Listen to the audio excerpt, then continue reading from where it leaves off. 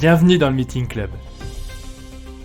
Avec ce podcast, nous anticipons les changements, décryptons les futurs enjeux RH, compétences et formations. Je m'appelle Morgane Marietti, je suis entrepreneur, cofondateur de Proactive Academy, l'entreprise qui forme vos salariés. Nous vous proposons un regard croisé sur tous les sujets du moment, avec des experts, des entrepreneurs, des managers. Tout ça pour nous aider, vous aider à rester dans l'air du temps. Je vous propose donc de bien vous installer et de profiter. Je m'occupe du reste. Bonjour à tous et bienvenue dans ce nouvel épisode du Meeting Club. Je suis ravi aujourd'hui encore de vous retrouver et ce sujet qui est pour moi important, celui du développement de votre chiffre d'affaires, de notre chiffre d'affaires en tant qu'entrepreneur. Et je voulais donc continuer un petit peu notre saga et revenir sur un sujet que j'avais déjà traité dans un précédent épisode, c'était le gros hacking. On l'avait un petit peu débroussaillé avec Camille il y a quelques temps et je voulais, avec notre nouvel invité, rentrer dans le sujet et vous expliquer comment le mettre en place. Donc, si vous voulez un petit peu la partie définition, vous pouvez écouter l'épisode qui est sorti au mois de septembre dernier. Mais aujourd'hui, je reçois Pablo Anconina. Bonjour Pablo. Bonjour Morgane. Donc tu es grosse consultant, donc ton job c'est d'aider en fait les entreprises et les organisations à se développer très rapidement. Donc on va revenir ensemble un petit peu sur comment faire et d'où on part. Mais avant ça, je vais te laisser te présenter et nous dire un peu qui tu es, d'où tu viens et comment tu es devenu grosse consultant. Avec grand plaisir. Merci déjà pour l'invitation. Alors écoute, Pablo Anconina, de formation initialement école de commerce avec un volet très tôt entrepreneuriat, innovation. Issu d'une famille d'entrepreneurs, j'ai toujours voulu entreprendre et aider les entrepreneurs à accélérer justement leur croissance. Et donc, ça fait aujourd'hui plus de 10 années que j'accompagne les entreprises dans leur croissance. J'ai d'ailleurs démarré en fait ma première activité à l'époque, il y a même plus d'une quinzaine d'années. C'était de la création, si tu veux, d'événements pour des particuliers, donc pour des étudiants notamment, des soirées étudiantes. Et déjà à l'époque, j'ai commencé, si tu veux, sans m'en rendre compte, à faire de l'acquisition, puisque je faisais notamment de la mise en place de publicité, et je faisais de l'acquisition via un site qui s'appelait thepeople.com. Et donc voilà, tombé très tôt là-dedans. Et aujourd'hui, comme tu l'as très bien dit, j'accompagne les TPE, les PME dans, si tu veux, la définition d'une stratégie grosse, optimale et sur mesure. Et ensuite, je les accompagne mois après mois dans l'atteinte de leurs objectifs de croissance. Ok, super. Alors, moi, j'ai une première question. C'est, on a le gros hacking, c'est un moyen, on va dire, avec des moyens limités, de pouvoir identifier une cible et de voir en fait comment on peut acquérir des clients. Et en parlant de ton propre business, qui est ton métier, j'ai remarqué que tes concurrents ou les personnes qui faisaient les mêmes métiers que toi avaient une grosse dynamique d'acquisition liée à leur propre contenu, sur LinkedIn en particulier, sur leur blog et autres. Toi, tu as une stratégie complètement différente, tu es moins présent sur les réseaux sociaux. Pourquoi? Comment ça s'explique? Et comment tu trouves tes clients? Oui, c'est une très bonne question. Alors en fait, effectivement, comme tu le sais, tu as 19 canaux marketing et dans chacun de ces canaux marketing, tu vas avoir des centaines de tactiques que tu peux déployer. Et en fait, l'idée ici, c'est d'identifier ce qu'on peut appeler un sweet spot. En tout cas, c'est de se distinguer justement des concurrents. Je te prends un exemple très simple. Ce que tu viens de décrire est effectivement très très courant, c'est le fait d'aller publier, par exemple, sur LinkedIn, de tous les jours ou toutes les semaines, aller produire du contenu et expliquer comment justement générer de la croissance par rapport à son secteur, par rapport à sa taille de chiffre d'affaires et autres.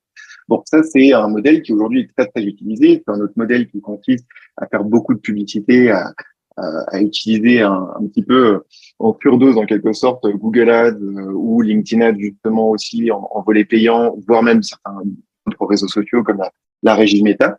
Et en fait, ce que ça implique, c'est que justement, tu as tellement de concurrents que tu as une espèce de saturation. Tout le monde s'attend à te voir ici.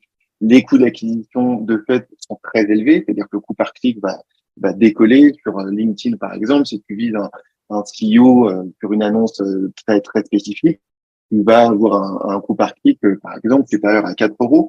Donc, voilà, pour toutes ces raisons, je me suis dit que ça pouvait être intéressant d'avoir un angle un petit peu différent. Et donc, effectivement, ma toute première stratégie, ça a été notamment d'utiliser une plateforme qui s'appelle Mal.fr, une plateforme de freelance où j'ai démarré sur cette plateforme. Et je me suis dit, écoute, crée-toi un profil là-dessus. Et l'objectif, c'est de devenir rapidement numéro un dans les résultats quand un chef d'entreprise recherche, par exemple, un travailleur, un consultant sur des thématiques liées au gros, donc gros hacking, gros hacker, gros marketing et autres. Et donc, c'est ce que j'ai fait. Ça a été littéralement le premier canal que j'ai déployé. Je me suis dit, va au bout de ce canal parce qu'en fait, et on rentre tout de suite dans le cœur du sujet, une des clés, si tu veux, dans le gros, pour performer, c'est de faire partie du top 3, voire littéralement être numéro un dans le canal que tu vas déployer. Il vaut mieux, tu as cette expression qui dit winner takes it all, et c'est vrai, c'est-à-dire qu'il vaut mieux être premier. Alors, par exemple, si tu es en SEO, le premier résultat naturel va récupérer plus de 30% du trafic, par exemple, là où la 10e position va récupérer entre 0,5% et 2%. Donc l'idée ici, c'est de se dire, concentrer ses efforts sur un canal marketing spécifique, le déployer de la meilleure manière possible, sachant que depuis aujourd'hui maintenant 3-4 mois, je suis le premier résultat en gros hacking sur Malte France. Donc bah voilà, depuis que je suis le premier, j'ai énormément de demandes entrantes et donc énormément de clients. Et puis ensuite, j'ai déployé d'autres canaux aussi. Et comme je te dis, c'est toujours la même logique. Dès que je déploie un canal, mon but, c'est de devenir numéro un, d'avoir le meilleur message, d'avoir la meilleure landing page si ce canal nécessite une landing page, et donc derrière, d'avoir le meilleur trafic, la meilleure visibilité, et surtout, la meilleure visibilité auprès de l'audience la plus qualifiée possible, puisqu'encore une fois, l'idée, c'est pas seulement d'avoir du monde d'attirer du monde sur ton site ou tes landing pages, mais c'est d'avoir cette audience la plus qualifiée possible pour avoir les meilleurs taux de transformation. Donc ouais, c'est intéressant en tout cas. Merci pour ce témoignage parce que c'est vrai que c'est pas une stratégie qu'on a l'habitude de voir par rapport en fait à tous les spécialistes de la croissance et qui sont là pour vous aider à vous développer parce que t'es pas tout seul sur le marché et il y a une sacrée concurrence assez violente entre vous et c'est intéressant de voir que il n'y a pas que LinkedIn ou AdWords en fait pour se faire des clients. Moi, j'aimerais en fait qu'on continue à creuser le sujet et qu'on se prenne en fait un exemple, c'est-à-dire, voilà, je suis une entreprise lambda qui en fait, globalement fonctionne aujourd'hui sur son bouche à oreille, qui vivote et qui en fait a besoin de se développer, ce qui peut être le cas de mes auditeurs. Toi, en tant que spécialiste, par quoi on commence? Est-ce que quelle réflexion on doit se poser pour mettre en place en fait un peu un coup de fouet dans sa croissance de chiffre d'affaires? Ouais, c'est une très bonne question. En fait, et d'ailleurs, ça fait partie peut-être de 20% de mes clients aujourd'hui. C'est soit des entreprises qui sont en création ou soit des entreprises qui effectivement fonctionnent depuis plusieurs mois, voire parfois, et ça peut paraître fou, mais depuis plusieurs années, uniquement via le bouche à oreille. C'est très bien d'avoir un bon bouche à oreille, c'est une preuve que ton produit ou que ta solution répond à un vrai besoin et que tu lui réponds de la bonne manière. Donc, c'est très positif comme indicateur. Maintenant, baser son acquisition là-dessus, de fait, ça peut pas fonctionner sur le long terme parce que c'est pas scalable. Donc, effectivement, comment on fait quand on est une TPE ou voire une entreprise en création? Alors là-dessus, très important, avant de démarrer et de partir à 300 à l'heure sur le déploiement, si tu veux, d'un canal marketing spécifique ou de tactique spécifique, ce qui est très important, c'est déjà de cadrer finalement ce qu'on fait. Et ça peut paraître fou, encore une fois, mais il y a des entreprises qui sont en activité depuis parfois plusieurs années, mais qui n'ont pas encore bien défini, si tu veux, les contours de leur offre, en tout cas qui n'ont pas formulé avec des mots les plus clairs possibles, sans jargon. Alors, parmi les exemples que je peux te donner, c'est déjà quels sont les principaux bénéfices de ta solution.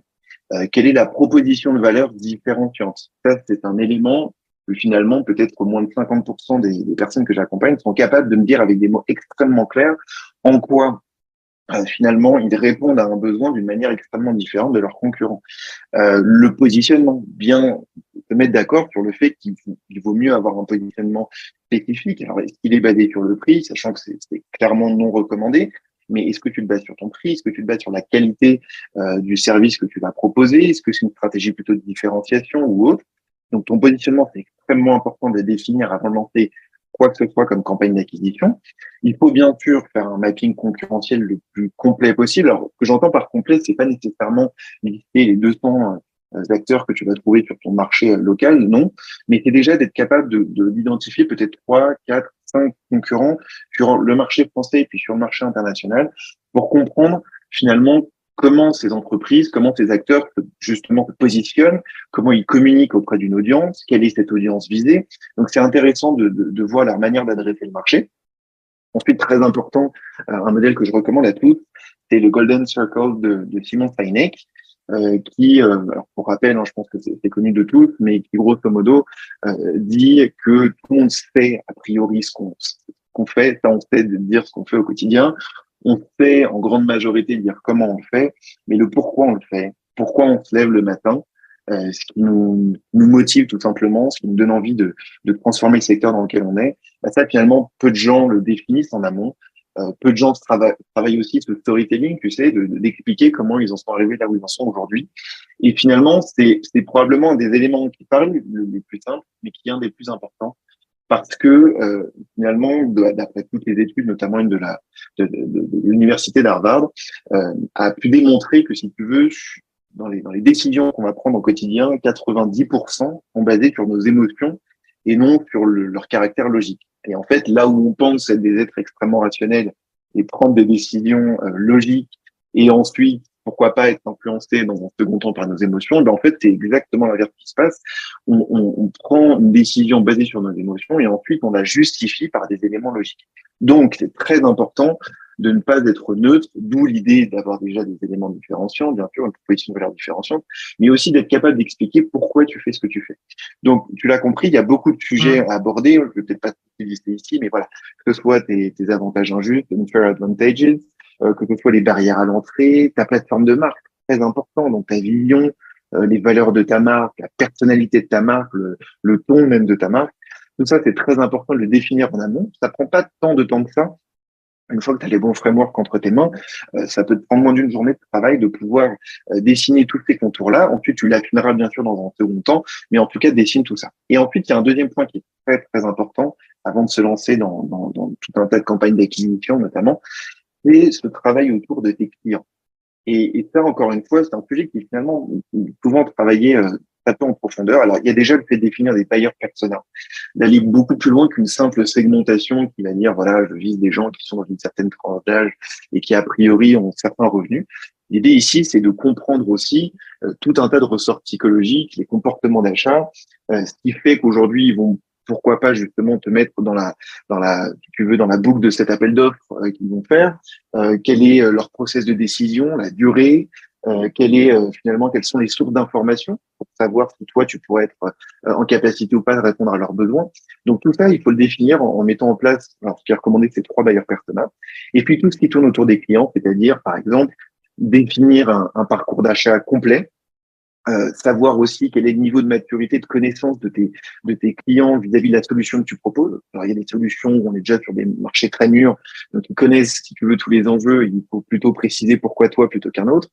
Mais il y a parfois des marchés qui nécessitent un peu un travail d'évangélisation pour comprendre déjà pourquoi tout simplement faire appel à un prestataire pour répondre à son besoin. Donc tu l'as compris, il y a tous ces sujets finalement à traiter en amont, une cartographie aussi son parcours client pour comprendre quels seront ce qu'on appelle les touch points avec son client pour être capable aussi de se présenter ces différents touch points, de répondre à ces différents besoins depuis l'avant-vente jusqu'à la vente, mais même après coup pour justement être capable de renforcer cet engagement avec son client et puis ensuite en faire ce qu'on appelle des brand advocates, c'est-à-dire des gens qui vont recommander littéralement tes services auprès de leur réseau. Donc voilà, il faut balayer tous ces sujets-là pour pouvoir ensuite faire l'acquisition. C'est drôle parce que en fait, on n'est pas sur du growth hacking. J'ai l'impression qu'on est sur du marketing traditionnel, des choses qui paraissent en fait essentielles. Alors, je dis pas que je le fais en interne, hein, mais ça paraît entre guillemets en fait quelque chose qui nous paraisse normal. Oui. Avant même en fait de faire du growth hacking on est sur des choses qui sont, on va dire, basiques, mais des choses qu'on fait dans le marketing traditionnel depuis des années. Exactement. Ça, c'est la première étape. C'est vraiment cette antichambre, si tu veux, du gros. Il faut commencer par mettre tout ça à plat, par mettre en place, si tu veux, par définir les contours de cette stratégie marketing de base. Et c'est seulement une fois que tu as fait ça que tu peux commencer justement à ouvrir la porte du gros hacking et ensuite aller le long de ce gros tunnel, préparer des tactiques qui vont te permettre d'abord d'attirer, comme je disais tout à l'heure, du trafic, par exemple, pour un magasin, si tu as une entreprise avec des points de vente physiques, et puis ensuite, effectivement, les travailler pour aller générer des revenus et renforcer l'engagement, le référent, les autres. Mais effectivement, c'est une première étape qui paraît évidente, et pourtant, chez une majorité de mes clients, c'est soit travailler, si tu veux, en surface, soit il y a même certains sujets qui ne sont pas du tout travaillés. Et donc, finalement, tant mieux que c'est autant de textes d'amélioration à mettre en place assez rapidement pour pouvoir accélérer sa croissance. Est-ce que l'importance, donc les buyers persona, hein, c'est un petit peu cette cartographie de la personne idéale qui est aujourd'hui présente dans son marché, celle quel est en fait son sexe, son âge, sa typologie d'activité, sa prise de décision, etc. C'est un travail qui, en fait, peut-être est nécessaire en premier lieu avant de repositionner son offre, de parler, on va dire, de sa valeur ajoutée, de qu'est-ce qu'on apporte au client. Est-ce que c'est un des points principaux, en fait, à travailler avant même, entre guillemets, de créer son offre ou d'améliorer son offre? Alors oui, tu as tout à fait raison, c'est un des premiers points à adresser. Je le placerai peut-être pas en tout premier, puisqu'effectivement, il y a le volet purement stratégique où souvent je demande au fondateur ou la fondatrice de l'entreprise de me préciser la vision du marché, surtout comment elle a envie ou il a envie de s'inscrire dans ce marché-là. C'est très important de partir vraiment de la manière dont tu as envie d'entreprendre. Mais effectivement, dans les toutes premières questions et dans les tout premiers sujets à aborder, ça va être effectivement de bien comprendre ta cible. Et encore une fois, on ne parle pas de gens qui pourraient avoir un intérêt de près ou de loin, non. On parle vraiment des gens qui sont prêts à mettre la main à la poche et à littéralement poser leur signature sur un contrat avec mon entreprise pour pouvoir, voilà, pour pouvoir avancer. Et donc, il faut comprendre qui sont ces gens-là, quels sont leurs besoins et justement comment les servir au mieux. Alors, ça va même définir, si tu veux, ta stratégie. Par exemple, si tu as un SaaS, et ben, ça va littéralement te permettre de prioriser ton backlog de fonctionnalités à développer, puisque encore une fois, toi, tu as ta vision en tant qu'entrepreneur sur quel serait le produit idéal de ta cible. Tu as une idée a priori plutôt claire de ça.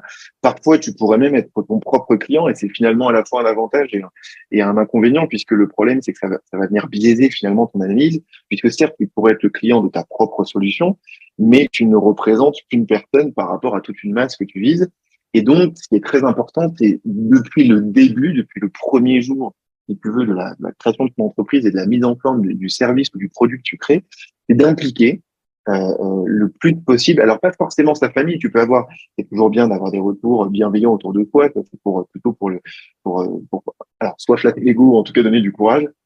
Mais ce qui est recommandé, c'est d'avoir un retour plutôt très critique, au contraire, et donc d'aller littéralement poser des questions et surtout proposer ton service ou ton produit à des gens que tu ne connais pas ou très très peu, qui n'ont pas ce regard bienveillant justement sur toi, au contraire, un regard très critique de consommateurs qui sont là pour payer un service et donc qui ont le droit d'exiger un certain niveau de qualité. Et donc voilà, le but, c'est de se confronter le plus tôt possible au marché. Une erreur qui est très courante, si on peut aussi en citer peut-être dans cet échange, c'est d'avoir justement de rester enfermé dans sa bulle et dans sa propre vision et d'avoir uniquement des regards autour de toi biaisés avec des gens qui vont dire oui, ça paraît pertinent ce que tu fais et finalement de développer pendant plusieurs semaines, voire plusieurs mois, encore une fois, c'est très courant, d'injecter beaucoup d'argent et finalement d'arriver sur le marché et là finalement de se prendre une espèce de coup en plein visage parce que tout à coup on est complètement décorrélé d'un besoin concret, soit parce que la concurrence l'adresse beaucoup mieux que soi, ou soit tout simplement parce qu'on pensait avoir mis en place les fonctionnalités les plus importantes, alors qu'en fait, il en manquait quelques-unes qui étaient clés, ou à l'inverse, on en a déployé beaucoup trop, et donc finalement, on a un produit qui est beaucoup trop riche, en quelque sorte, beaucoup trop complet. Et encore une fois, ça rejoint un peu ce qu'on disait tout à l'heure sur l'acquisition. Il vaut mieux faire peu, mais le faire très bien, et être littéralement le numéro 1 dans une fonctionnalité que tu vas proposer, et ensuite itérer à partir de ça Une fois que tu as prouvé à tes clients que tu es capable de délivrer avec un certain niveau de qualité, de répondre à leurs besoins et d'être capable même en après-vente, de répondre à toutes leurs attentes, et ben derrière, tu peux ajouter des fonctionnalités petit à petit. Mais il vaut mieux commencer par ça, commencer petit. Donc, effectivement, c'était une des premières étapes de bien maîtriser, comprendre les besoins de ton audience, où est-ce que cette audience va chercher de l'information, comment tu peux justement te rendre visible auprès de cette audience-là, et comment construire aussi ta crédibilité auprès de cette audience, puisqu'on a tous finalement des critères très différents de que signifie une entreprise de confiance et des bénéfices qu'on va pouvoir retirer d'une solution. On disait tout à l'heure que c'était différent aux clients. Voilà, c'est très important de se positionner différemment. D'accord. Donc ces personas, ces buyers persona, ces cibles un peu typiques. On va entre guillemets un peu se dire voilà, moi je vais cibler, je sais pas le responsable technique, le responsable informatique d'une entreprise.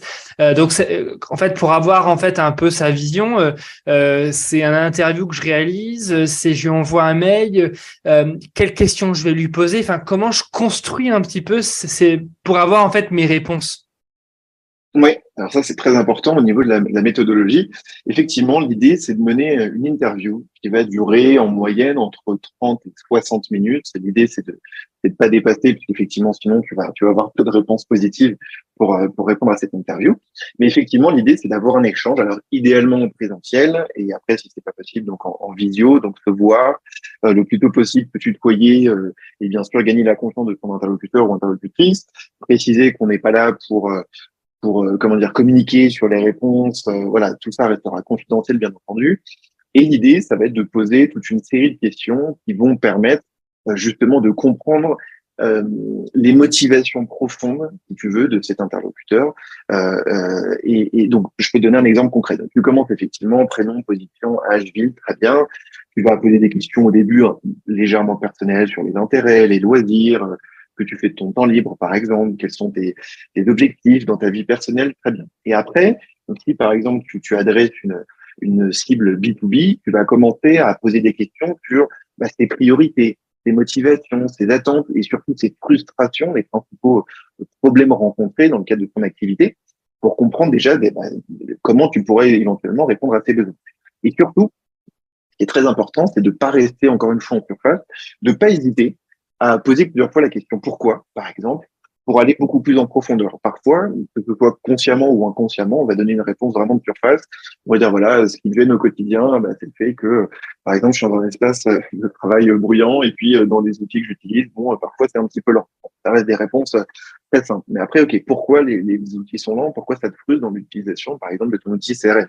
Parce que, en fait, je me suis rendu compte que quand je veux créer une entrée, c'est compliqué. Il y a plein de champs partout. Je sais plus trop. Et puis, mes collègues renseignent l'outil de manière différente. Et donc, on n'est jamais d'accord en réunion à la fin de la semaine. OK, mais pourquoi vous avez ces échanges-là? Parce qu'en fait, au début, on n'a pas eu de formation quand on a eu cet outil CRM. Et donc, en fait, chacun on a compris une utilisation différente. Et donc, aujourd'hui, on n'est pas d'accord sur les process. Et donc, dans les manières de faire des reporting, ça satisfait pas le manager. Bon, et en fait, en posant la question 3 fois, je viens d'aller de manière beaucoup plus concrète et précise sur le problème qui existe dans, justement, si toi tu crées un outil CRM et tu le vends, et dans le fait d'être capable déjà d'onboarder peut-être de tes équipes, puisqu'on se rend compte que là, ça génère de la frustration et ça va diminuer l'engagement et donc ça va diminuer la lifetime value peut-être de tes clients. Et puis on se rend compte aussi qu'il y a un problème au-delà de cette formation en amont, dans ce qu'on appelle la user experience, l'UX de ton outil, sur la manière justement de pouvoir le prendre en main, bien le comprendre, bien l'utiliser. Alors ça peut être une question de design, travailler sur ton UX. Ça peut être aussi, par exemple, le fait de mettre en place des vidéos d'explication avec un onboarding sur ton site.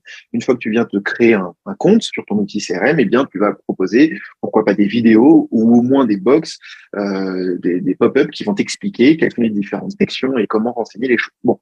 Donc, tu as compris, en fait, ces questions, il y en a beaucoup à poser, peut-être une trentaine, une quarantaine selon les activités.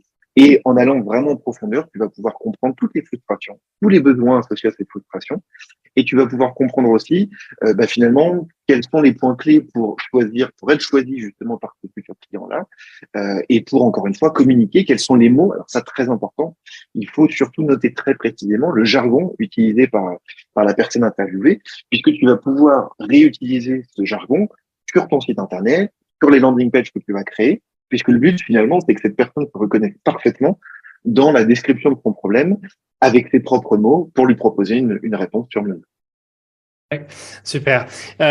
Donc, une fois qu'on a donc défini un peu nos personas, on a interrogé 6-9 personnes qui nous intéressent, on a repositionné son offre, on a validé notre valeur, la valeur qu'on apporte sur le marché, le positionnement, etc.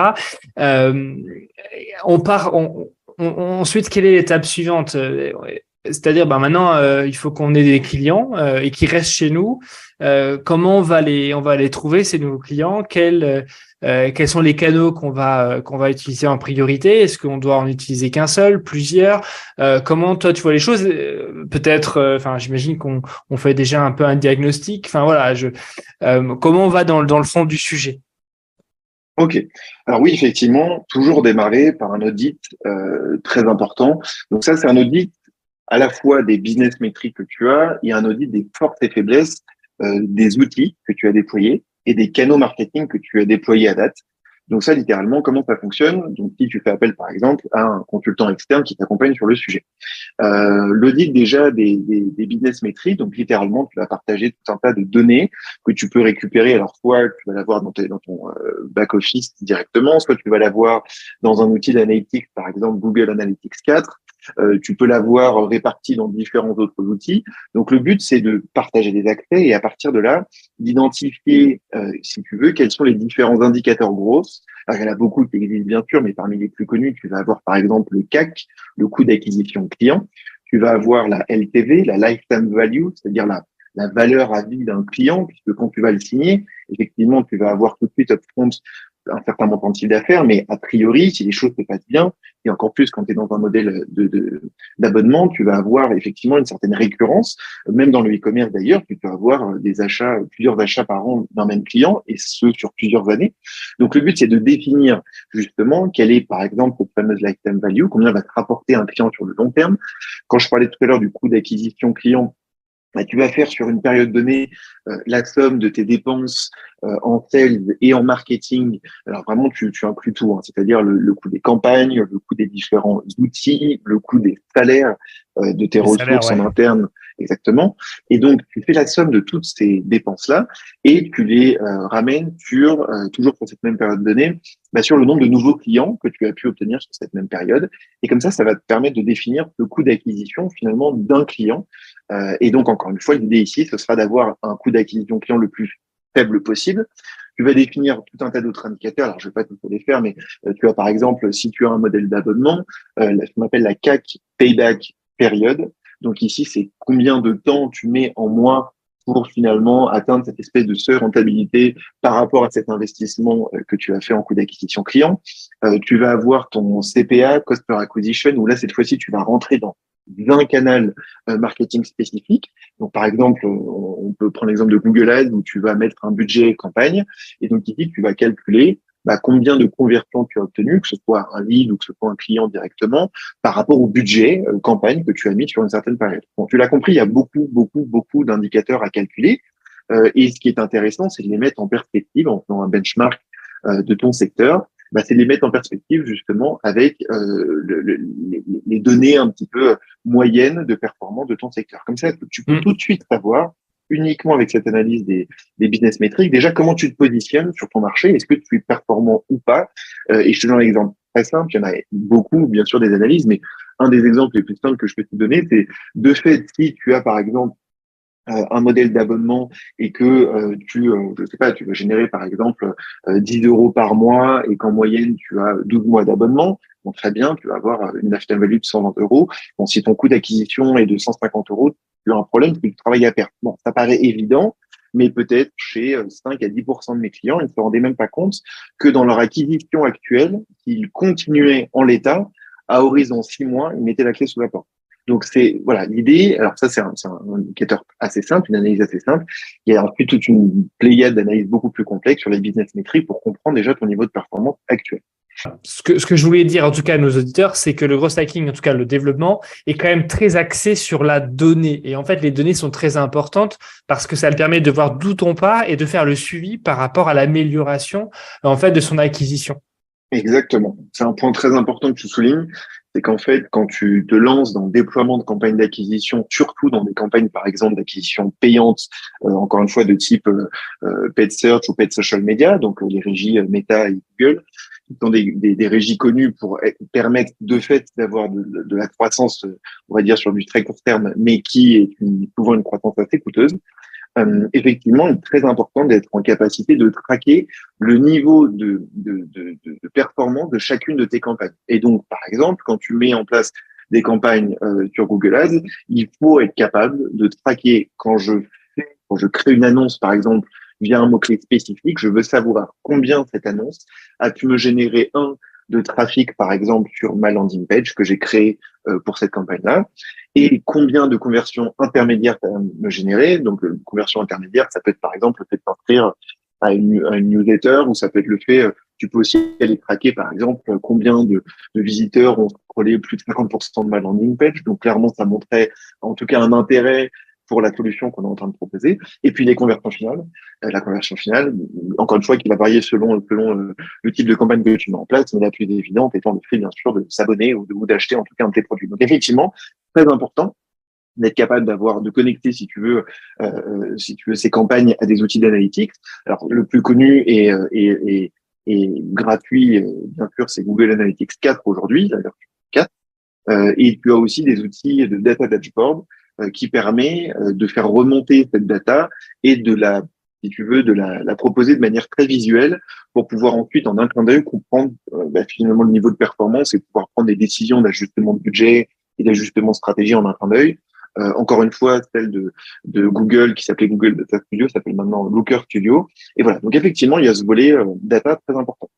Et puis ensuite, il y a l'audit. Une fois que tu as fait cet audit des business métriques, il y a l'audit des forces et faiblesses de chaque outil et de chaque canal marketing déployé.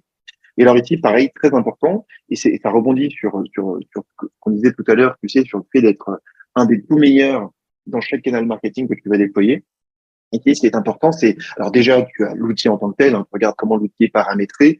Parfois, c'est une question de paramétrage. Je reprends toujours mon exemple de Google Ads où voilà, tu mets en place des campagnes, mais il se trouve que, par exemple, tes mots-clés sont pas forcément choisis de manière très pertinente, ou tu n'as pas, encore pire, exclu certains mots-clés, et donc tu vas te retrouver avec, encore une fois, une audience très peu qualifiée, parce que si tu vends un produit, par exemple, un sac à main très, très premium, voire luxe. D'accord? Tu vends un sac à main de luxe à, 20 000 euros. Et que tu fais une annonce sur Google Ads et que dans tes annonces, tu as des gens qui ont fait une recherche en amont et qui ont tapé sac à main pas cher, littéralement, si ces gens cliquent sur ton site, ils vont pas se retrouver dans l'offre que tu proposes. D'accord? S'ils cherchent un sac à 50 euros et que tu en vends à 20 000 euros, forcément, ta conversion sera nulle. Donc, ici, très important, il y a tout un tas de paramétrages, si tu veux, de chaque outil. Donc ça fait partie de cette étude des forces et faiblesses. Et puis tu vas justement rentrer dans le canal marketing et tu vas voir finalement comment la stratégie a été pensée. Quels sont les types d'annonces qui ont été mises en place si on est sur des régies, ou alors par exemple si on est sur une stratégie de cold outreach, donc de prospection à froid par email. Et comment tu as pensé finalement tes séquences d'email, quelles sont les différentes touches que tu proposes. Est-ce que tes touches sont cross-canal, c'est-à-dire est-ce que tu vas contacter quelqu'un par email et ensuite la contacter via LinkedIn, lui envoyer une invitation pour se connecter et lui envoyer ensuite un message sur LinkedIn. Voilà, donc il y a toute cette stratégie. Combien de jours tu attends entre les différentes touches, quel est le message que tu proposes, quels sont les mots choisis, quel est ton angle. Et encore une fois, tout ça sera basé notamment sur le travail que tu auras fait en amont sur tes bailleurs personnels. Donc, l'idée, c'est d'auditer tout ça, de voir tous ces canaux déployés, comment ils ont été déployés, est-ce que la stratégie est bonne, est-ce que le setup, donc le paramétrage est bon, est-ce que le niveau de performance de chacun de tes canaux est bon? Encore une fois, tu peux faire un benchmark et regarder, est-ce que dans les taux d'ouverture de tes mails, par exemple, tu es en dessous de 50%? Est-ce que dans le CTR de tes campagnes Google Ads, tu es en dessous d'un certain montant par rapport à ton secteur? Donc, tu vas regarder tout ça, ça va te donner des indicateurs, encore une fois, des informations qui vont te permettre de savoir si tu es dans les bons niveaux ou pas. Et une fois que tu as fait tout ça, c'est justement le moment où tu peux commencer à formuler ta stratégie grosse. Et après, voilà, je ne sais pas si tu as peut-être des questions là-dessus plus spécifiques, mais ouais. je te laisse en tout cas. Oui, complètement. Ça, c'est une bonne vision. Imaginons, il y a des clients aussi qui font pas grand-chose et on repart un peu sur notre client de départ, hein, qui ne s'est jamais tenté à Google AdWords ou qui a essayé une fois et qui a perdu 100 euros et qui veulent plus y revenir, ou etc. Oui. Comment on va choisir en fait quel canal ou les canaux qu'on va utiliser? Est-ce que c'est lié à notre panier moyen? Est-ce que ça va être parce que si on a en fait un panier moyen qui est en fait de 20 euros, peut-être que le coût d'acquisition sur Google sera trop important, donc on va toucher autre chose. Enfin, j'imagine qu'il y a des paramètres à valider en amont avant d'en choisir un plus qu'un autre. Oui, c'est un très bon point aussi. Alors effectivement, tu as toute une série de variables à prendre en considération. Donc c'est un peu un casse-tête à démêler. C'est assez complexe comme réflexion, mais c'est tout l'enjeu justement d'une stratégie de grosse performance. En fait, alors déjà un des exemples que tu as donné est tout à fait juste. Si on reprend l'exemple que tu donnais d'une personne qui est en phase de création ou en tout cas qui fait très peu de chiffre d'affaires et donc qui a un budget très limité, effectivement, si on reprend l'exemple de tout à l'heure de LinkedIn Ads ou si tu cibles des CEO, il faut être capable de dépenser à minima 4 euros par clic sur ton annonce. Et donc, il faut que tu aies à minima sur une seule campagne au moins 500 euros de budget mensuel sur LinkedIn. Bon, tu vas vite te rendre compte qu'effectivement, si tu as quasiment aucun budget, bah, ça va être compliqué d'adresser, si tu veux, ton audience via ce type de canal. Déjà, ça, c'est un premier point. Ensuite, ça va dépendre effectivement, comme tu l'as très justement dit, de ton panier moyen. Et aussi, j'ai envie de préciser quand même, de ta lifetime value, de ta durée à vie de tes clients, de ta valeur à vie, pardon, de tes clients. Ça, très important, puisqu'en fait, tu peux là-dessus, encore une fois, deux stratégies. Tu peux te dire, bon, j'ai un panier moyen, mettons, d'une centaine d'euros, donc je suis prêt à dépenser 20, 30, 40 euros sur mes campagnes, par exemple, sur un volet acquisition. Très bien.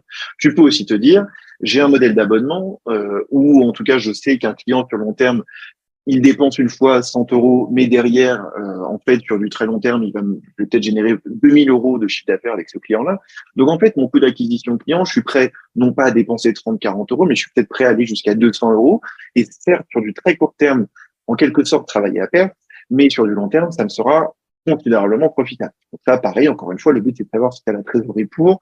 Si tu mets ça en place sur une très courte période, par exemple, dans le cadre surtout d'une activité à forte saisonnalité, ou en fonction, par exemple, que tu es sur le point de boucler une levée de fonds, peut-être que et tes investisseurs, les premiers, seront prêts à te dire, bah, écoute, tu peux burner un petit peu de cash au début, puisque l'idée, c'est de rapidement obtenir une certaine position sur ton marché ou autre. Donc, effectivement, tu as ce deuxième point qui est la valeur si tu veux, ta lifetime value et ton panier moyen. Et puis ensuite, il y a encore tout un tas d'autres facteurs, d'autres variables. Il y a par exemple ton stade de développement actuel. Il y a ce que je disais tout à l'heure aussi sur, si tu veux, cette intensité, on va dire, de la concurrence sur ce canal-là. Donc, tu peux voir comment se positionnent d'autres acteurs alors, par exemple, Google Ads. Tu vas regarder dans ton Keyword Planner. Donc, c'est tu veux un des menus et un des outils proposés gratuitement par Google Ads qui va te permettre d'identifier des mots-clés performants par rapport à ton activité, mais aussi de connaître le niveau de concurrence sur ces mots-clés-là et donc combien il faudrait miser et dépenser par clic pour apparaître tout en haut des résultats payants. Puisque tu apparais tout en haut quand tu as un résultat payant, mais tu as ensuite 4 annonces en moyenne et donc pour apparaître tout en haut, top of bid comme ils appellent, et ben il faut miser encore plus. Donc très rapidement sur certains secteurs, un exemple très simple et très connu dans la plomberie, dans l'urgence de faire appel à un plombier, et ben tu peux te retrouver avec des CPC, des coûts par clic supérieurs à 70 euros le clic. Parce que derrière, effectivement, tu es dans l'urgence et souvent, tu vas prendre le premier prestataire qui vient. Et donc, le taux de conversion est très élevé et la prestation est extrêmement coûteuse. Voilà. Donc, on a compris d'où venaient les tarifs exorbitants des serruriers et des plombiers. Ça vient de Google Ads. D'accord. On vient de résoudre une problématique. Merci, Pablo. Merci. Je t'en prie. On a percé ce mystère-là. Exactement. Non, mais c'est ça et c'est effectivement intéressant de pouvoir mettre en perspective, voilà. Quel budget il va falloir associer à ce canal-là? Comment les concurrents arrivent à se positionner tout en haut et combien ça coûte? Et encore une fois, il faut faire cette même démarche pour l'intégralité des canaux que tu vas envisager. Alors encore une fois, il y a des canaux qui sont déjà pas du tout pertinents par rapport à ton activité. On disait tout à l'heure qu'il fallait échanger avec ces bailleurs persona pour comprendre quels étaient leurs besoins et surtout quelles étaient les sources d'informations utilisées. Bon, et parfois, dans certains secteurs, tu as des bailleurs, des cibles qui vont te dire, nous, par exemple, on n'a pas du tout envie d'être contacté par email, d'être démarché par email, c'est insupportable, on n'ouvre même pas nos emails. Par contre, quand je vois un article passer sur LinkedIn, là, ça m'intéresse. Un article qui est sponsorisé ou non. Donc, là, par exemple, ça va tout de suite aussi t'aider à effectuer cet arbitrage dans le type de canal marketing à déployer ou non. Donc voilà, comme tu l'as compris, tu as beaucoup de variables à prendre en considération. Et ensuite, comme on disait tout à l'heure, il faut te lancer. Il faut te lancer par rapport aussi à tes propres velléités. Alors, je te donne un exemple très simple. Toi, par exemple, aujourd'hui, tu tiens un podcast parce que tu sais que tu as cette capacité et ce talent qui te permet de pouvoir mener des interviews, être clair dans tes explications. Mais tout le monde ne peut pas se targuer d'avoir cette capacité à trouver des personnes à interviewer et surtout à mener des interviews. Et donc, pareil, il faut faire aussi en fonction de tes propres compétences que tu as en interne, ou alors se dire que tu es prêt à te faire accompagner par des talents en externe qui aussi peuvent faire très très bien le travail. Et donc voilà, l'idée c'est de faire cet arbitrage avec tous ces éléments-là pour in fine te lancer. Et encore une fois, très important, je le répète, l'idée c'est pas du tout de te lancer dans plein de canaux en simultané. Il vaut mieux en faire un, deux, trois, mais que ces canaux se répondent, mettre en place un système d'acquisition qu'on peut appeler collaboratif, à l'inverse d'un système d'acquisition qui fonctionnerait en silo. Et donc, l'idée ici, c'est de se dire, je vais peut-être lancer un, deux ou trois canaux, mais je veux être dans les top performers sur ces différents canaux-là, et je veux surtout que ces canaux se répondent. Je vais récupérer des informations via un canal précis, et ensuite, je vais les réutiliser dans un autre canal pour si tu veux faire ce qu'on appelle du retargeting, par exemple, et donc des nouvelles touches de cette même audience, mais sur d'autres canaux. Alors, un point, moi, qui m'interroge, c'est de se dire d'avoir des choses qui sont aussi, qui va nous rapporter des résultats très rapidement parce que une boîte, elle a besoin de cash et donc faut que ça signe rapidement et avoir des canaux qui sont plutôt long terme avec une prise de décision différente, une développement d'audience. Enfin, moi, je lance mon podcast. On a lancé notre podcast il y a un an. On sait très bien que ça n'apporte de la valeur que au bout de plusieurs mois, voire plusieurs années, parce que c'est de la récurrence, que ça prend du temps, c'est du travail, mais c'est pas avec ça que je vais faire du chiffre d'affaires. Ouais, c'est un très bon point aussi. Effectivement, parmi les variables à prendre en considération, tu as la durée de ton cycle de vente. Et comme tu l'as très justement dit, un podcast, a priori, on est sur un investissement de long terme. Et on peut mettre ça, si tu veux, en opposition à des campagnes que tu vas mettre en place sur Google Ads, où là, on a tout de suite de l'intention. On a quelqu'un qui littéralement recherche un service spécifique, et donc tu apparais tout de suite comme la solution qui va permettre de répondre au problème de la recherche. Donc ça, c'est très bien, et ça, c'est du très court terme en général, le cycle de vente sur une régie payante de type Google Ads. Après, tu vas avoir des niveaux intermédiaires. Donc, le SEO, par exemple, est extrêmement long. Le SEO, pour atteindre des positions intéressantes, entre 3 mois, c'est quasiment impossible. Et encore 3 mois, on est sur vraiment une hypothèse assez optimiste. Et tu vas avoir, par exemple, de ce que je disais tout à l'heure sur du call outreach, donc de la prospection via email à froid. Là, pareil, tu auras un cycle de vente qui va être un petit peu plus long sur du Google Ads, puisque de fait, tu vas contacter des gens qui n'ont jamais entendu parler de toi, et c'est toi qui vas les démarcher, donc il n'y a pas forcément nécessairement de besoin tout de suite. Voilà, donc ça dépend du canal, et chaque canal va avoir en règle générale un cycle de vente différent.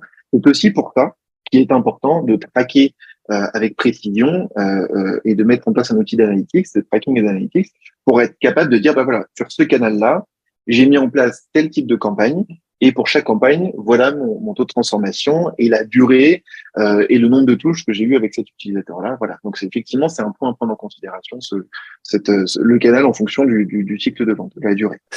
Et un point important aussi, c'est que on a des gens qui sont dans une réflexion différente en fonction de leur avancée sur leurs problématiques. On parle de top et de down tunnel, donc être au début de sa réflexion et à la fin de sa réflexion. Tu disais en amont de cet épisode que il y a des gens qui ont une problématique mais qui n'ont pas identifié les solutions ou les solutions que toi tu proposes en fait ne sont pas entre guillemets dans la tête des gens, et tu vas avoir des gens qui vont chercher des solutions parce que le marché est assez mûr et qu'il n'y a pas de vraie révolution. Donc par exemple, on va avoir des personnes qui vont être en début de leur réflexion, dans lesquelles on va toucher, on va mettre en place des actions spécifiques, et tu vas les détailler, j'imagine. Il y a des personnes qui sont en fin de réflexion et qui savent exactement ce qu'ils veulent, et le type de canal proposé va aussi être différent. Donc, est-ce qu'on peut détailler cette partie-là? Oui, bien sûr. Et ça, pareil, c'est un point qui est hyper intéressant. Et ça, ce que tu viens de décrire, c'est effectivement le parcours d'achat. Donc, en fait, tu as trois phases principales. Tu as une phase qu'on appelle awareness, donc on pourrait traduire par prise de conscience, une phase qu'on nomme considération et une phase de décision.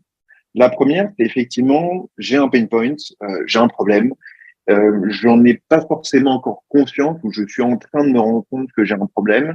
Donc typiquement, peut-être que j'ai mal au dos quand je me réveille le matin et donc j'essaie de comprendre ce qui se passe, pourquoi j'ai mal au dos, est-ce que j'ai fait un mauvais geste la veille ou autre. Bon, ça c'est la phase de prise de conscience de son propre problème.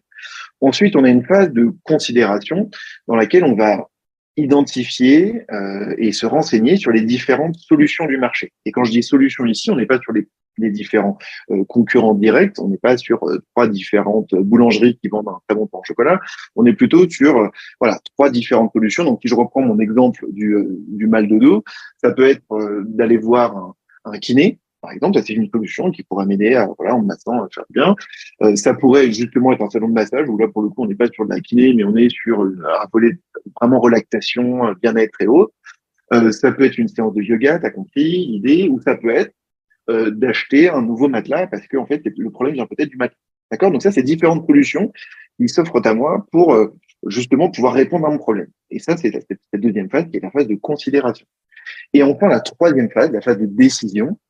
Cette fois-ci, j'ai parfaitement conscience de mon problème. J'ai conscience de toutes les solutions qui existent sur le marché autour de moi. Et maintenant, c'est le moment de comprendre les principales différences de fonctionnalités ou de services entre les vendeurs spécifiques de la solution que j'aurais retenue. Donc, si par exemple, je reste sur mon exemple de mal de dos. J'ai compris que j'avais mal au dos et que une des solutions pouvait être de m'acheter un nouveau matelas. Le mien commence à être un petit peu vieux, donc je me dis ok, je vais regarder quels sont les vendeurs de matelas, les différentes boutiques qui existent, des vendeurs en ligne, et je vais faire mon choix parmi ces différents vendeurs pour obtenir mon nouveau matelas. Donc, en fait, ça, c'est un parcours d'achat classique. Tout le monde passe par ces différentes phases, et littéralement 100% des utilisateurs. On a besoin de comprendre son problème, quelles sont les solutions, quels sont les vendeurs. Et donc, ensuite, comme tu l'as dit, on va pouvoir créer des campagnes différentes sur des canaux très souvent différents en fonction de cette phase dans laquelle l'utilisateur est, le prospect est, et on va lui proposer des messages très différents et de la valeur très différente. Je te donne un exemple très simple. Quand on démarre et qu'on est sur cette phase de compréhension de son problème, on va par exemple pouvoir mettre en place des annonces, des liens sponsorisés. Alors selon son audience, mais ça peut être sur la régie Meta par exemple. On va proposer un article, donc ça ressemble à un article normal, sauf que c'est un article payant, mais ça reste un article, dans lequel on va expliquer avec une phrase, avec une accroche assez importante, que par exemple, 40% des Français ne le savent pas, mais ont des problèmes de dos qui peuvent être réglés en trois clics. Et tout à coup, tu cliques dessus et tu vas avoir l'information sur, bah voilà, quelles sont les raisons possibles de ton problème de dos, et donc tu vas proposer de la valeur à ce prospect-là, tu vas l'aider littéralement, le prendre par la main et l'aider à comprendre son problème, d'où peut venir ton problème. Et vraiment, de manière très, très subtile, tu vas commencer juste à lui mettre dans la tête qu'il y a certaines solutions qui peuvent exister, dont bien entendu celle que tu proposes. Bon, ça c'est un contenu que tu vas pouvoir proposer. Donc on n'est pas sur une approche agressive avec quelqu'un qui n'a pas encore vraiment conscience de son problème, où tu dis bonjour, moi je vends des matelas et tout de suite il faut que tu m'achètes. Non. Et ça c'est l'erreur que font beaucoup de clients avec lesquels je travaille, une majorité, de se concentrer exclusivement sur la conversion, pensant que budget limité égale stratégie très agressive de conversion. Et ben en fait, si tu veux optimiser justement tes performances par rapport à ton budget limité, c'est plus performant, vraiment beaucoup plus performant de penser justement ton acquisition, comme je viens de te la décrire, avec d'abord une première touche dans des campagnes qu'on va appeler top tunnel, donc on est tout en haut de cet entonnoir de conversion, et ensuite, une fois que que cette audience a pu voir du contenu à forte valeur ajoutée que tu vas proposer gratuitement pour les aider à comprendre leurs problèmes, ils ont vu ton logo, ils ont vu finalement ton branding. Ils commencent à faire une association d'idées entre toi, acteur de confiance qui propose, qui maîtrise ton sujet, qui est un expert sur cette thématique et qui est capable d'aider gratuitement à répondre à ton problème. Et bien ensuite, tu vas faire dans une phase décision des campagnes qu'on va appeler bottom funnel. Donc cette fois-ci, on est tout en bas de ton entonnoir, on est prêt à justement faire cette conversion-là. Et donc là, tu vas pouvoir proposer effectivement dans des campagnes qu'on va appeler de retargeting. Donc tu vas retoucher quelqu'un qui a déjà vu ou déjà consommé en tout cas de ton contenu, gratuit ou payant d'ailleurs. Et bah, cette fois-ci, une fois que cette personne connaît ton nom de marque, connaît ton logo, les couleurs de ton entreprise et surtout les services que tu proposes et tes éléments différenciants, là, tu peux proposer une annonce qui propose directement une conversion.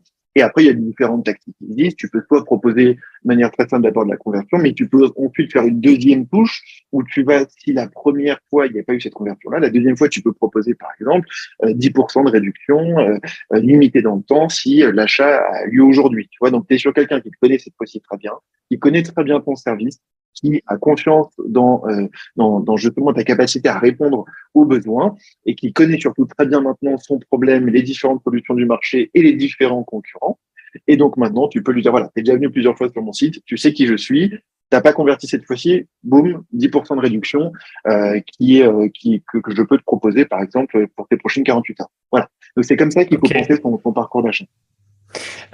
L'erreur qui est aussi faite, que ce soit sur du paid ou de la campagne mailing, où on revoit vers un lien, pour mettre en place une action, on a tendance à le renvoyer sur ses pages en fait de produits. Plutôt que de landing page. Alors, landing page, pour ceux qui ne savent pas ce que c'est, ce sont des pages qui sont conçues de façon à optimiser la transformation et que la personne n'ait comme action que celle de laisser ses coordonnées ou de prendre un rendez-vous pour aller dans cette problématique-là. Comment on conçoit une landing page? Quels sont, entre guillemets, les principales tips qu'il faut avoir absolument pour que ça fonctionne? Oui, alors, très important, tu as tout à fait raison de le préciser. Une erreur très courante, c'est de rediriger vers son site internet ou parfois, ça peut être une page produit et parfois, c'est aussi carrément la page d'accueil du site. Bon, ça, c'est une erreur classique. Alors, effectivement, comment penser une landing page? Quels sont les points très importants? En fait, encore une fois, tu vas partir, on revient toujours de ce point d'origine qui est tes bailleurs personas. Donc, tu pars de ces bailleurs personas pour comprendre quelles sont les objections, quelles sont les frustrations, quels sont les bénéfices recherchés, quelles sont les questions qui vont se poser naturellement et que finalement que ces personnes t'auraient posé si tu étais en rendez-vous seul, en face à face, en présentiel avec ces personnes-là. Finalement, une landing page, c'est ni plus ni moins qu'un rendez-vous sales en face à face, mais en ligne. D'accord? Si on doit faire un peu une espèce de métaphore, il faut la penser comme ça. Et donc, effectivement, d'où l'intérêt d'une landing page. Si tu sais demain que toi qui proposes des formations, par exemple, que tu vas échanger avec un prospect qui a besoin d'une formation en tuteur, est-ce que tu vas te présenter et faire une demi-heure sur bonjour, je vais vous présenter tout le catalogue de formations que je propose et aussi on a une autre activité qui permet de faire d'autres choses? Non, tu vas te concentrer exclusivement durant tout l'entretien sur comment tu es capable de répondre aux besoins spécifiques de ton client sur une formation tuteur. Et ben, c'est exactement cette logique qu'il faut mettre en avant dans une landing page. Tu isoles un service spécifique que tu proposes ou un produit spécifique que tu proposes. Tu t'adresses exclusivement, il y a ce qu'on appelle la règle de l'unicité, donc tu vas t'adresser exclusivement à un bailleur persona spécifique, donc à un lecteur spécifique, avec un angle, avec une offre et avec une garantie. Et à partir de là, tu vas mettre en place, si tu veux, cette landing page avec des sections très spécifiques. Donc, tu as hero section classique, c'est-à-dire que c'est ce qu'on voit en premier lieu avant de scroller justement cette page-là. Donc ici, il faut un message très clair sur une proposition de valeur tout de suite mesurable. Il faut un sous-titre qui explique comment tu permets d'obtenir justement cette valeur-là, comment tu vas la proposer, et un call to action, donc un bouton qui propose un appel à l'action avec des éléments de réassurance juste en dessous. Par exemple, si l'idée c'est de prendre rendez-vous avec un expert, tu vas expliquer que c'est sans engagement, que c'est gratuit cet appel. Bon, tu vas expliquer. Bon. Donc ça, c'est ta hero section. Et très important, dans ta barre de navigation, tu retires tous les menus qui te permettraient de sortir finalement de cette page-là. Il faut vraiment se concentrer exclusivement sur cette action que tu proposes. Et ensuite, les différentes sections, c'est très simple. Ça va être une section où tu vas préciser, par exemple, ta crédibilité. Donc, Si tu es en B2B, combien d'entreprises tu as accompagnées, combien de personnes ont été formées et quel est, par exemple, le taux de satisfaction de cette formation-là. Donc ça, c'est le volet crédibilité. Ensuite, tu as le volet, il y a plusieurs frameworks que tu peux utiliser. Moi, j'aime beaucoup le framework PATH, qui consiste en fait à préciser le problème, à agiter un petit peu autour de ce problème-là et ensuite à te présenter comme justement la solution qui existe et qui permet de répondre précisément aux besoins de ton buyer persona. Et donc là, voilà, tu vas littéralement réutiliser le jargon que tu as récupéré dans tes buyer persona pour finalement bien préciser ce problème, bien préciser quand on dit agiter, c'est-à-dire mettre des mots sur les émotions négatives ressenties par ton lecteur sur le challenge qu'il rencontre au quotidien. Et enfin, tu te positionnes, comme je te disais, sur la solution qui va permettre de répondre à tous ses besoins, à lui faciliter la vie, à lui faire gagner du temps ou de l'argent, ou voilà, en tout cas à répondre à ses besoins. Et puis enfin, tu vas pouvoir présenter aussi une section de testimonial, donc de témoignages qui montrent qu'il y a déjà des clients et comment ces clients parlent de toi aujourd'hui et qui confirment finalement cette proposition de valeur dans chacun de leurs témoignages. Et puis enfin, tu mets une section qu'on appelle d'appel à l'action où tu résumes cette proposition de valeur et tu mets un bouton de call to action pour justement, comme on disait, prendre rendez-vous ou acheter ou autre. Donc voilà, c'est cette landing page qui te permet de bien se transformer derrière. D'accord. On arrive tranquillement à la fin de cet épisode. Moi, j'aimerais juste voir 2 points assez synthétiques. Le premier, c'est un peu la prospection directe, c'est-à-dire le call outreach par rapport à la partie mailing, et qui est aussi lié à la partie LinkedIn. Dans les tendances, moi, j'ai un peu l'impression que les résultats sont de moins en moins probants parce que tout le monde se fait harceler par mail. Là-dessus, est-ce qu'il faut y aller ou pas y aller? Comment, entre guillemets, être efficace là-dessus? LinkedIn, c'est pareil. Enfin, c'est très, très, très, très prenant. Toi, quelle est ta vision des choses? Ouais, c'est un très bon point. En fait, le call outreach aujourd'hui, il y a un vrai virage qui a été pris ces dernières années et encore plus ces derniers mois, puisque, comme tu l'as dit, il y a beaucoup d'acteurs aujourd'hui qui proposent des solutions d'automatisation, aussi bien de l'extraction de data sur justement toute une liste de prospects que tu vas pouvoir identifier, et ensuite d'automatisation toujours en un clic du fait de les contacter par email ou sur LinkedIn. Donc effectivement, le fait d'avoir l'avènement de tous ces outils qui tout à coup permettent en un seul clic de contacter des centaines voire des milliers de personnes par mois selon le nombre de licences que tu prends, effectivement le corollaire de ça c'est que maintenant tout le monde, tous les CEO, les directions marketing et autres vont recevoir des centaines d'emails par semaine de prospection sur des solutions différentes. Donc l'idée aujourd'hui, comme tout le monde est noyé dans cette masse d'informations, si tu souhaites quand même privilégier ce canal-là, il faut que tu fasses de la personnalisation et surtout que tu cibles avec un niveau de granularité extrêmement important. Donc, par exemple, ce que te permet LinkedIn via un abonnement sur Sales Navigator, tu as toute une série de filtres que tu vas pouvoir préciser dans ta recherche de lead. Alors, ça peut être bien sûr d'abord pour le secteur, mais ça peut aussi être sur la taille de chiffre d'affaires, ça peut être sur l'expérience, le nombre d'années d'expérience de ton interlocuteur visé, ça peut être sur le nombre de mois depuis sa prise de poste. Donc, si c'est quelqu'un qui vient tout juste de prendre son poste, tu peux faire un message autour de ça. Ça peut être sur est-ce que cette personne a déjà publié du contenu récemment ou pas, et donc rebondir sur ce contenu-là. Et tu peux même aller jusqu'à un niveau de granularité encore plus important en littéralement personnalisant une toute petite partie de tes séquences d'emails. Donc, il y a une partie dans ton email où tu vas pouvoir mettre en place ce qu'on appelle un icebreaker, et c'est-à-dire de customiser pour chaque livre que tu as identifié. Et voilà, un point spécifique sur lequel tu vas juste créer une phrase spécifique dédiée, et ensuite ça sera automatiquement ajouté à ta séquence. Et donc, c'est une espèce de semi-automatisation. Donc, ma recommandation ici, c'est qu'effectivement, c'est un canal marketing qui est toujours très performant. Est-ce que tu peux te permettre, comme il y a 5 ans en arrière ou 10 ans en arrière, de le faire, si tu veux, en masse, comme ça, de shooter un peu partout en pensant que tu auras des bons résultats? Non, aujourd'hui, tu peux plus fonctionner comme ça. D'ailleurs, si tu le fais comme ça, tu seras identifié en spam et tu seras fortement pénalisé. Donc, ce qu'il faut faire aujourd'hui, c'est l'hyper-personnalisation de tes messages. Mais oui, je te confirme que c'est encore extrêmement puissant comme canal marketing. Très très bien, merci pour ces infos. Dernière question, et puis après on va arrêter là parce qu'on a déjà quasiment fait notre heure. Ça sera peut-être l'occasion d'en refaire un 3e épisode avec un 3e invité, mais au moins on monte en gamme sur le sujet. Là, je suis une entreprise, j'ai envie de donner un petit coup de fouet à ma croissance. quel est le budget que je dois minimum que je dois mettre en place? Alors tu vas me dire ça va dépendre de plein de choses, mais estimons que voilà le minimum du minimum, le temps entre guillemets pour se lancer. Et c'est quoi entre guillemets par rapport à ce que tu as vécu, en fait la croissance supplémentaire qu'on peut aller chercher. Voilà, on est passé d'un stade à 100. Est-ce que c'est à 10, 20, 30 et sur quel délai à ton avis? Mhm. Alors là-dessus, effectivement, tu as tout à fait raison, ça va dépendre de beaucoup, beaucoup de critères. Mais déjà, pour te donner des ordres de grandeur, effectivement, quand tu fais du cold outreach, pour reprendre notre exemple, il faut compter au niveau des frais d'abonnement à peu près 200 € par mois. Et derrière, c'est du copywriting, donc tu peux le faire toi-même et préciser ces emails-là.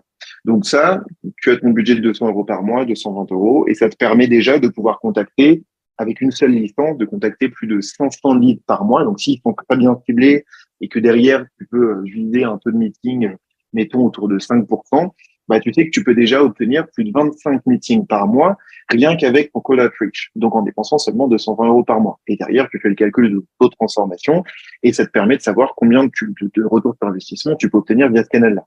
Ensuite, sur des régies, LinkedIn Ads, Google Ads, Meta Ads, comme je l'ai dit tout à l'heure, sur des budgets par campagne, il faut à minima avoir du 500 € par mois par campagne pour pouvoir avoir finalement suffisamment de trafic entrant pour faire des optimisations derrière. Donc ça, à partir de 500 €, tu peux déjà avoir des clics.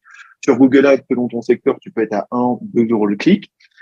Et donc, bah, si tu es à 1 € le clic et que tu mets 500 € par mois, de fait, tu vas avoir encore une fois 500 visiteurs sur ta landing page. Et donc, si tu as un taux de transformation de ta landing page par exemple, de 5%, et ben voilà, ça va te permettre d'obtenir un certain nombre de visiteurs et derrière de clients.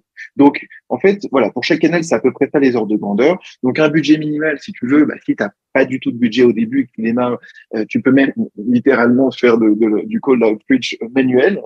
J'ai même d'ailleurs, moi, démarré ma carrière comme ça au tout début, sans outil d'automatisation. Donc, ça te prend un tout petit peu plus de temps, mais au moins, littéralement, tu ne dépenses rien. Donc, si tu veux, tu peux faire du gros avec une centaine d'euros en poche par mois, tu peux déjà faire du gros. Après, la question, ça va être de rapidement de scaler et de petit à petit de mettre en place différentes choses. Donc, ce qui prend le moins de temps, effectivement, et en termes de coûts, ce qui va être le plus limité, tu as peut-être le volet emailing que tu peux faire par toi-même ou automatiser. Et puis après, tu as ces différentes campagnes. Il y a aussi, et bien sûr, et c'est pour ça qu'il y a beaucoup trop de monde, il y a le fait de créer du contenu. Alors, créer du contenu, c'est très intéressant quand tu le mets en perspective avec des campagnes. Il faut croiser tout ça avec des campagnes d'acquisition, parfois payantes. Le mieux, c'est de combiner le payant et le non payant. Parce que si tu crées juste du contenu sur LinkedIn ou autre, comme tu l'as dit tout à l'heure, c'est très embouteillé. Donc, le temps, si tu veux que l'algorithme comprenne que tu crées du contenu de qualité qui est partagé à un certain niveau, bah, ça peut prendre plusieurs semaines, voire plusieurs mois. Donc, voilà. Là-dessus, ça va vraiment dépendre de ton canal et du budget que tu empoches. Mais encore une fois, tu peux démarrer. Voilà, t'es pas obligé d'avoir un budget de 50 000 ou 100 000 € pour commencer à avoir de la croissance importante. Et enfin, ta dernière question sur le résultat, bah, effectivement, ça va dépendre. Donc, une entreprise en création, tu peux tout à fait viser une croissance extrêmement importante sur une entreprise qui fait, allez, je vais donner une donnée chiffrée, une entreprise qui fait, par exemple, autour d'1 million d'euros de chiffre d'affaires, qui peut largement viser avec une stratégie et un déploiement de cette stratégie grosse performant, tu peux largement viser d'avoir une croissance à 2 chiffres par mois. C'est tout à fait possible avec un budget qui est en adéquation avec tes ambitions. C'est pas du tout déconnant de viser ça. Et après, ça dépend si tu es une entreprise qui fait déjà 30, 40, 50 millions d'euros de chiffre d'affaires annuel. Tu peux toujours viser une forte croissance, mais peut-être que une croissance à 2 chiffres mensuels commence à être un petit peu trop ambitieux, mais tu peux toujours viser une belle croissance. Donc, tout dépend, en fait, du stade de développement dans lequel tu es. Et encore une fois, de ce travail que tu as fait en amont sur tes fondations. Et ce que j'entends par fondation, c'est tes bailleurs personnels, ton positionnement, les éléments différents et autres. Parce que si tu ne fais pas ce travail en amont, de fait, tu vas un peu tirer à vue en quelque sorte et tu vas te retrouver à avoir une audience très peu qualifiée sur les campagnes que tu vas déployer. Et donc, encore une fois, des taux de conversion très faibles et donc, de fait, un coût d'acquisition client très élevé. Donc, c'est poser des fondations saines d'abord pour démarrer.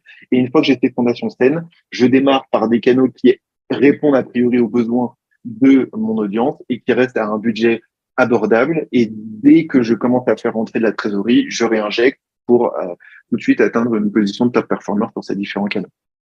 Super. Écoute, merci Pablo. Donc voilà, pour résumer, chers amis, si vous voulez vous lancer, il y a un certain nombre de choses, de points à valider en amont, et puis après de voir un petit peu surtout vos métriques, hein, de savoir où est-ce que vous en êtes.